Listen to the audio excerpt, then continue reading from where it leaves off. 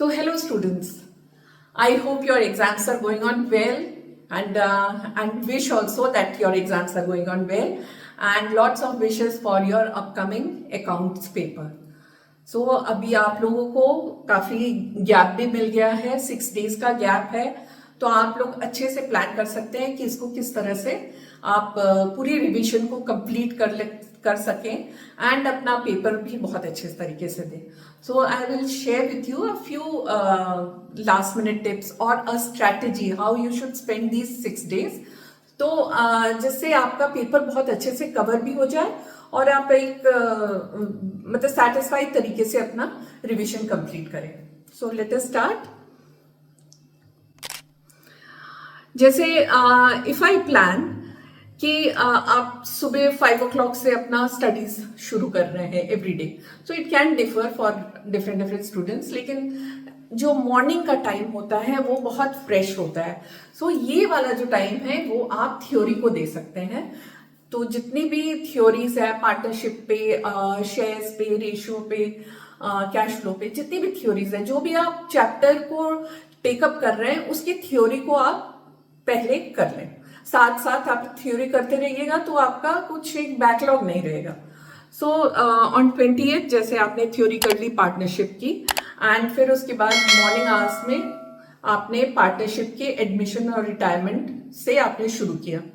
उसके बाद अगर आपका कवर अप हो जाता है काफी, तो आप शाम को डिसोल्यूशन को भी कंप्लीट करने की कोशिश करिए.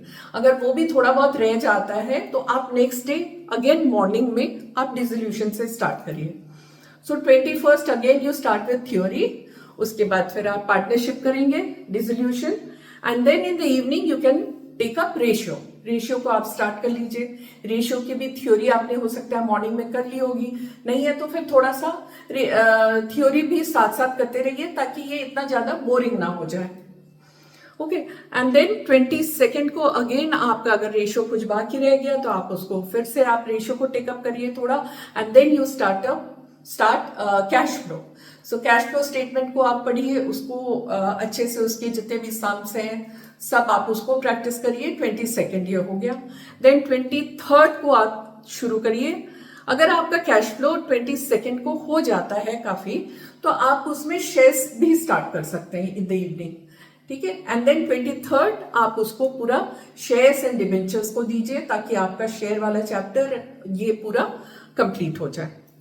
Okay, and then 24th and 25 ये आप रखिए सैंपल पेपर्स को सॉल्व करने के लिए, क्योंकि सैंपल पेपर्स आपने ऑलरेडी बहुत सॉल्व किए होंगे, लेकिन फिर भी सैंपल पेपर से ये हो जाता है ना कि सारे चैप्टर्स आपके एक साथ आप फिर कवर अप करते हैं. जैसे अभी तक आपने हर दिन को एक एक टॉपिक के लिए आपने चुना था, तो अब जैसे 24th 25 को एक पूरा ऑलराउंड पूरा प्रैक्टिस आप करिए. तो सैंपल पेपर्स को भी जरूरी नहीं है कि आप एग्जाम कंडीशंस पे ही करें, तो इसको आप ऐसे ही प्रैक्टिस कर सकते हैं.